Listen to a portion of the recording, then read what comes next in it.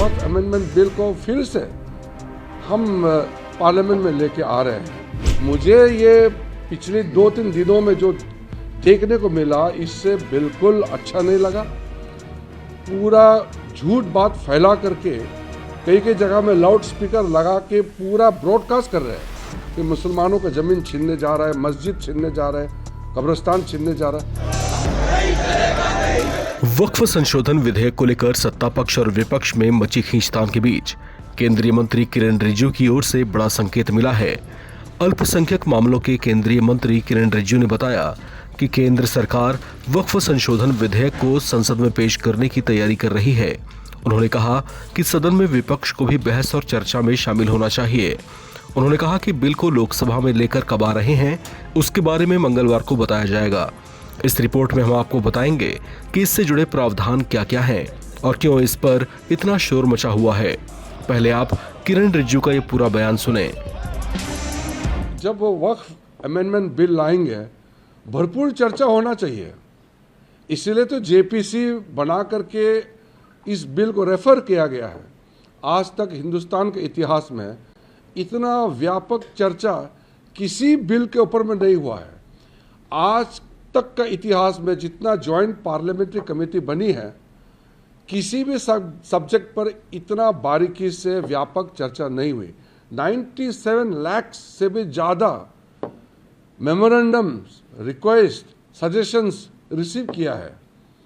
तो इससे ज़्यादा वाइडर कंसल्टेशन और क्या हो सकता है। और तब जा कर के वक्फ अमेंडमेंट बिल को फिर से हम पार्लियामेंट में लेके आ रहे हैं।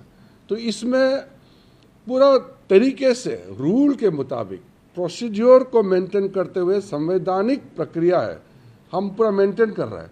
तो जिसको जिस पार्टी का भी मत रखना है, पार्लियामेंट में रखिए। हम 2 घंटे, 3 घंटे, 4, 5, 6, 7, 8 घंटे देर रात तक अगर चर्चा करना है, हम चर्चा करने के लिए तैयार हैं। हमने अपने तरीके में पार्लियामेंट्री मिनिस्टर की ओर से भी मैं कह रहा हूं कि हमारे पार्लियामेंट के फोरम में, पार्लियामेंट के फ्लोर में नियम के तहत जो जितना बोल सकता है बोलने का पूरा आज़ादी है। इसलिए मैं अनुरोध करना चाहता हूं, बाहर से हमने पूरा व्यूज़ ले लिया है, मेमोरेंडम्स, रिप्रेजेंटेशंस पूरा कलेक्ट कर लिया है।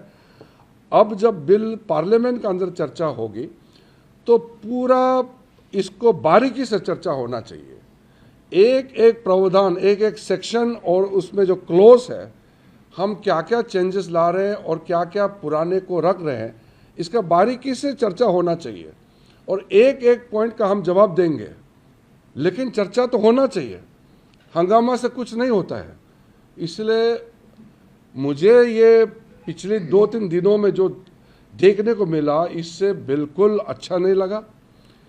पूरा झूठ बात फैला करके कई जगह में लाउड स्पीकर लगा के पूरा ब्रॉडकास्ट कर रहे हैं कि मुसलमानों का ज़मीन छीनने जा रहा है, मस्जिद छीनने जा रहा है, कब्रिस्तान छीनने जा रहा है। ऐसे क्यों झूठ बोलते हैं? वो जो बोलने वाला लोगों का चेहरा भी पहचानी है, क्योंकि CAA जब लाया था तब भी यही झूठे बातें इन्होंने किया था कि CAA लाएंगे तो मुसलमानों का अधिकार छिन जाएंगे, नागरिकता छिन जाएंगे, मुसलमानों को देश से बाहर कर देंगे, ऐसा बोला है। अब CAA कानून लग गया, साल भर हो गया, किसी एक मुसलमान का कोई अधिकार छीन लिया गया है? किसी का नागरिकता छीना है क्या?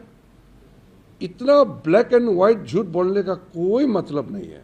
इसलिए मैं फिर से हाथ जोड़ करके सबको कहता हूं कि आप अगर बिल का विरोध करना है तो तर्क रख करके आप विरोध कीजिए। कौन सा प्रावधान को आप विरोध करते हैं बताइए, और ये भी बताइए कि गैर संवैधानिक कैसे है वो भी बताइए।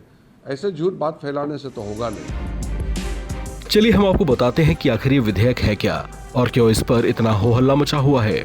दरअसल इस विधेयक में मुस्लिम महिलाओं और गैर मुस्लिम सदस्यों के प्रतिनिधित्व का प्रावधान करके केंद्रीय वक्फ परिषद और राज्य वक्फ बोर्डों की संरचना को व्यापक बनाने की कोशिश की जा रही है। विधेयक में राज्य सरकार की ओर से नियुक्त किए जाने वाले वक्फ बोर्डों के एक पूर्णकालिक मुख्य कार्यकारी अधिकारी का भी प्रावधान है, और जो राज्य सरकार के ज्वाइंट सेक्रेटरी के पद से नीचे नहीं होगा। साथ ही ये भी जरूरी नहीं होगा कि वो कोई मुस्लिम ही हो। प्रस्तावित संशोधन में सबसे अहम संशोधन मौजूदा कानून की धारा 40 को निरस्त करने से संबंधित है, जो वक्फ बोर्डों को ये तय करने का अधिकार देता है कि कोई संपत्ति वक्फ संपत्ति है या नहीं। वक्फ ट्रिब्यूनल की संरचना में बदलाव और उसके फैसलों के खिलाफ हाई कोर्ट्स में 90 दिन के भीतर अपील का प्रावधान भी किया गया है। अब इस तरह के बदलाव के प्रावधानों को मुस्लिम संगठन शक की निगाहों से क्यों देख रहे हैं? उनका मानना है कि ये उनके धार्मिक मसलों में जानबूझकर की जाने वाली छेड़छाड़ है, जिसे वे चलने नहीं देंगे।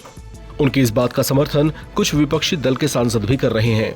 इस बिल का कांग्रेस, सपा, शरद पवार के नेतृत्व वाली एनसीपी समेत कई विपक्षी दल पहले से ही इसके विरोध में रहे हैं।